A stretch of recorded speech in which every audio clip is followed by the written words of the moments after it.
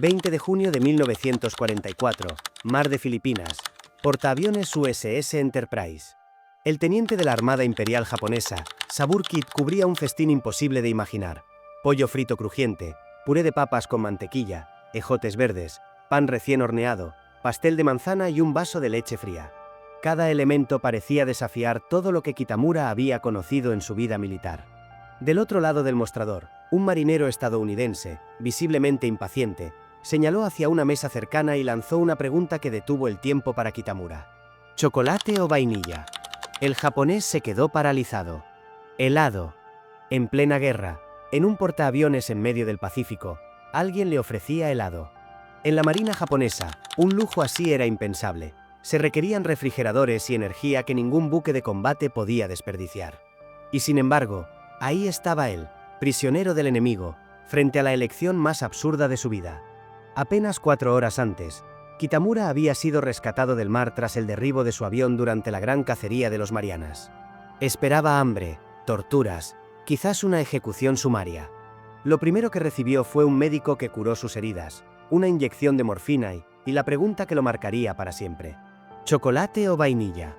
Ese instante quedó grabado en su memoria como el momento en que todo lo que creía sobre la guerra y sobre el enemigo empezó a desmoronarse. Y no era un caso aislado. Más de 35,000 militares japoneses fueron capturados por la Marina de Estados Unidos durante la guerra. Para casi todos, el primer choque no fue con armas, sino con la abundancia, un mundo de comida, comodidades y logística que contradecía todo lo que habían aprendido en Japón.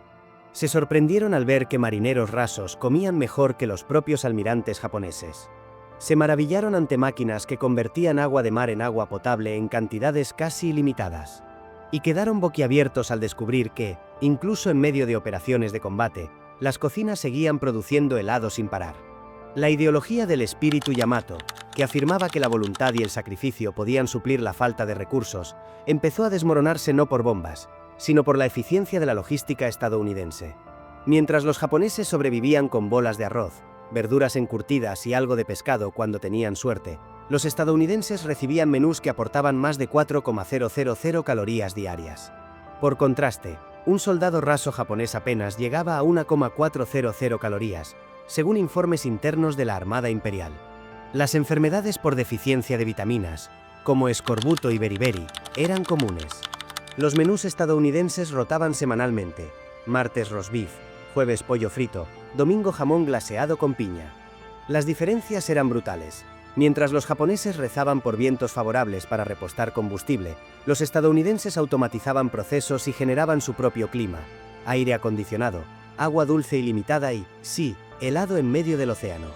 El comandante Mitsuo Fuchida, cerebro del ataque a Pearl Harbor, relató años después su experiencia tras ser rescatado por el USS Missouri.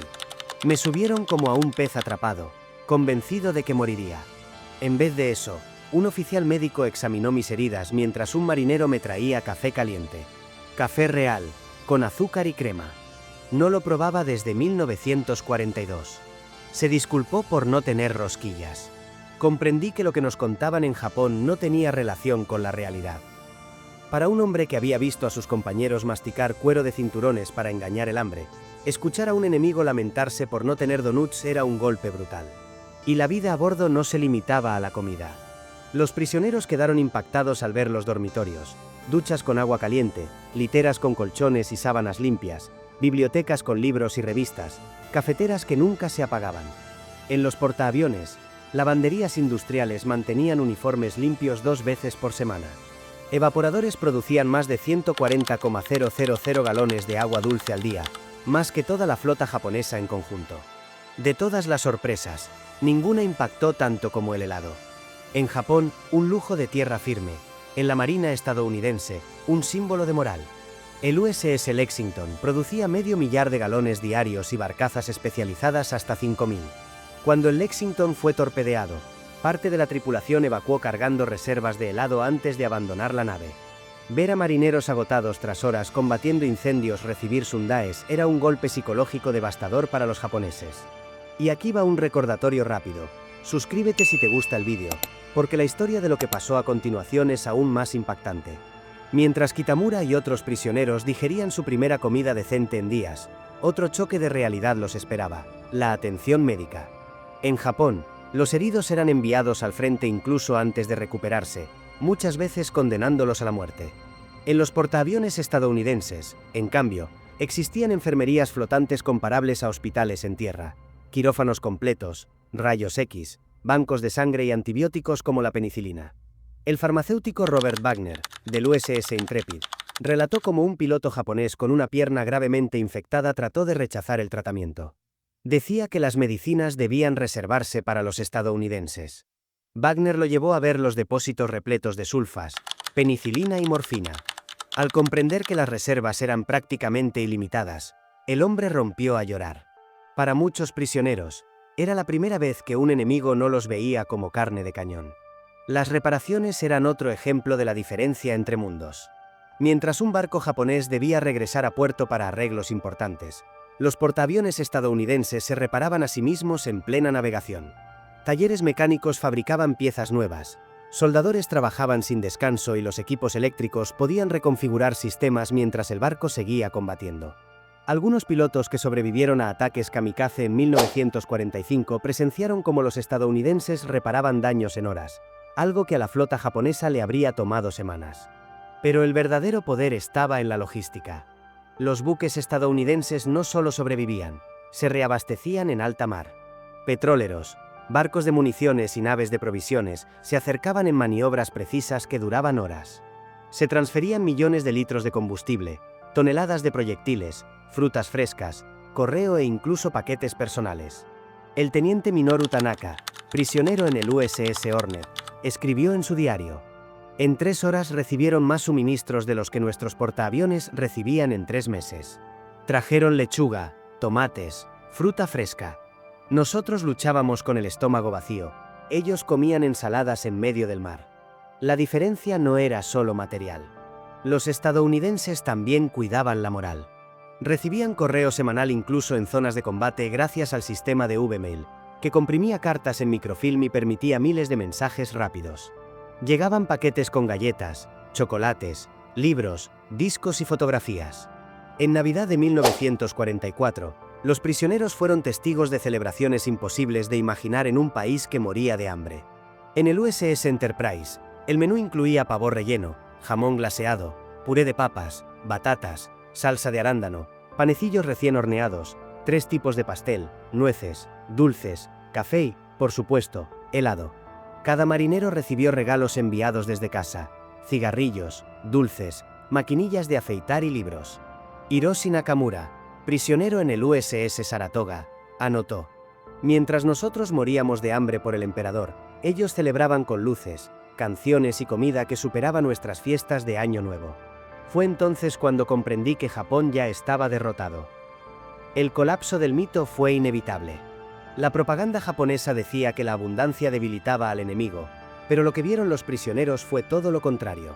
Un piloto capturado en Okinawa lo resumió años después: nos enseñaron que los estadounidenses eran débiles por su abundancia. Pero yo vi cómo combatían incendios durante 12 horas, luego comían helado y volvían a luchar. Su abundancia no los debilitaba, nos debilitaba a nosotros, que pretendíamos que el espíritu reemplazaba la comida. El poder industrial estadounidense también se manifestaba en la producción de alimentos. Panaderías a bordo horneaban hasta 15,000 hogazas diarias. Las cocinas preparaban miles de raciones y las fábricas de helado flotantes nunca se detenían.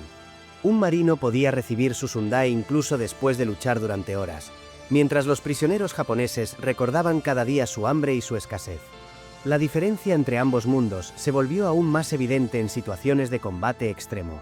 Cuando un portaaviones era dañado por kamikazes, los equipos estadounidenses reparaban estructuras, motores y sistemas eléctricos mientras la nave continuaba operando.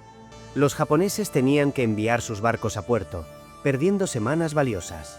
Para los prisioneros, ver que la eficiencia no se detenía frente al peligro fue un golpe psicológico que reforzó la idea de que Japón estaba al borde de la derrota. Incluso la atención a los detalles más pequeños marcaba la diferencia. Uniformes limpios 2 veces por semana, camas bien hechas, duchas con agua caliente, bibliotecas y cafeterías abiertas. Cada elemento demostraba que el enemigo no solo sobrevivía, sino que prosperaba mientras ofrecía dignidad y humanidad incluso a los prisioneros. En resumen, Lo que no destruían las armas, lo destruían la logística, la comida, los cuidados médicos y la moral.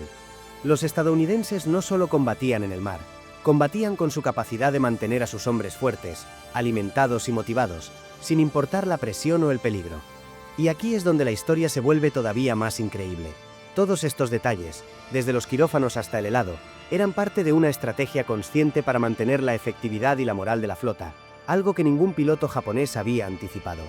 Lo que más impactó a los prisioneros japoneses no fueron solo los alimentos, las camas limpias o los quirófanos, fue la combinación de todo eso. La abundancia no debilitaba a los estadounidenses, los fortalecía. Cada sundae, cada paquete de galletas, cada carta desde casa, cada reparación completada en horas mientras la nave seguía en combate era un golpe invisible, pero demoledor, al mito del coraje espiritual japonés. El contacto con esa realidad destruyó no solo la moral, sino la ideología misma del imperio. Aquellos hombres habían sido entrenados para creer que la escasez forzaba la fortaleza y que cualquier debilidad mostrada era vergonzosa.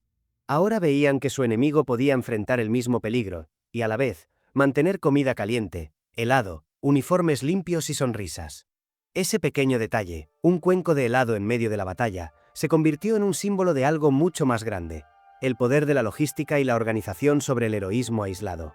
No se trataba solo de comida, se trataba de demostrar que un ejército que podía cuidar de sus hombres de manera eficiente y constante era prácticamente invencible.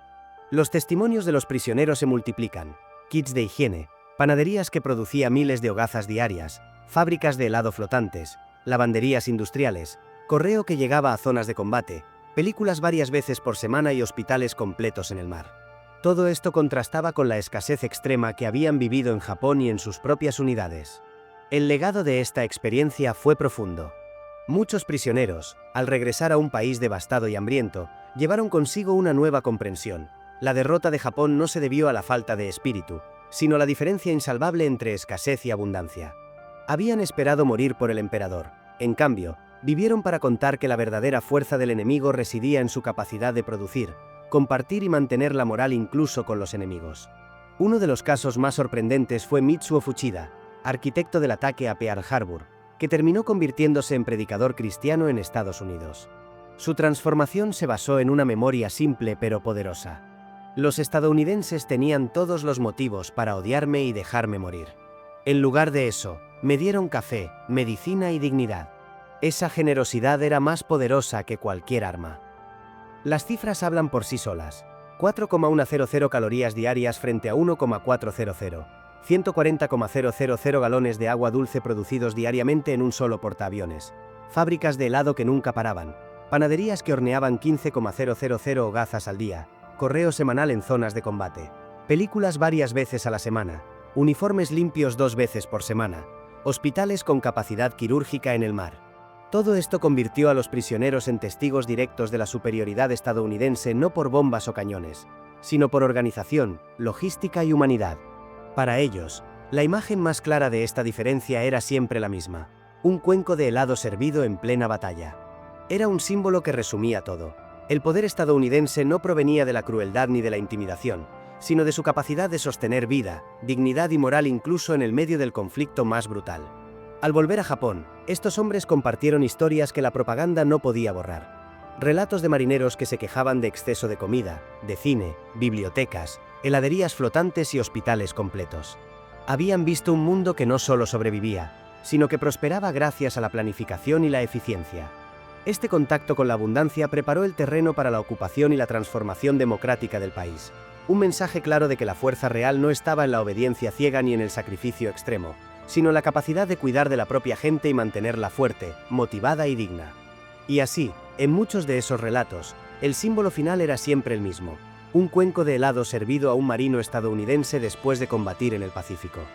Esa simple acción resumía la diferencia insalvable entre escasez y abundancia, entre ideología y realidad, entre derrota y supervivencia. El contacto de los prisioneros japoneses con la abundancia estadounidense fue un arma ideológica devastadora. Lo que no lograron las bombas, lo consiguieron las cocinas, las máquinas de helado, el café caliente y los regalos de Navidad.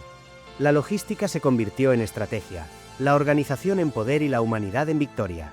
Para cerrar esta historia, recuerda, la guerra no se gana solo con cañones, aviones o tácticas. A veces, Un simple gesto de cuidado puede destruir mitos enteros y cambiar la percepción de un enemigo para siempre. Y por supuesto, suscríbete si te está gustando el vídeo. La historia del USS Enterprise y de los prisioneros japoneses nos deja una lección eterna. La verdadera fuerza de un ejército puede estar en su capacidad de mantener la vida y la dignidad incluso en medio de la guerra.